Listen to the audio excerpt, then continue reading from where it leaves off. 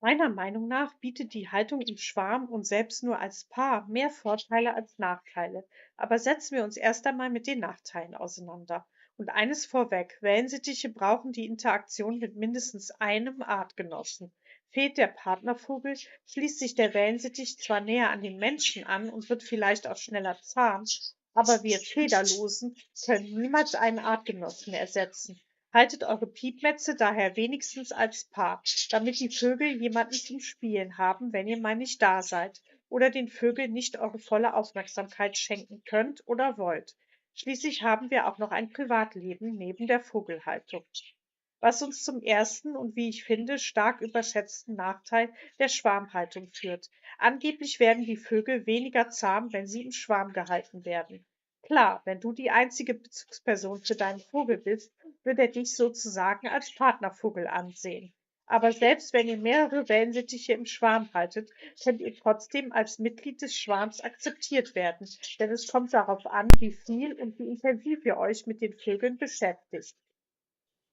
Wenn ihr wie ich neben einem Vollzeitjob wenig Zeit für die Vögel habt, dann werden die einzelnen Mitglieder deines Schwarms natürlich nicht handzahm.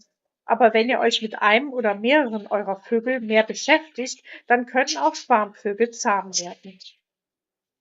Nachteil Nummer 2: Mehr Vögel bedeuten natürlich auch mehr Arbeit und mehr Kosten. Denn ein großer Schwarm verbraucht natürlich mehr Futter. Und da die Vögel sich gegenseitig anstecken können, ist es auch wahrscheinlicher, dass ihr mit mehreren Bellies einmal zum Tierarzt müsst. Und nicht zuletzt machen die Vögel im Schwarm auch mehr Dreck. Ein Vogelschwarm braucht mehr Platz als ein Paar im Käfig. Eine Außenvoliere wäre natürlich Goldstandard. Bei mir lebt der Schwarm in einem großen Wohnzimmer und hat eine Voliere, in die sie sich zurückziehen können.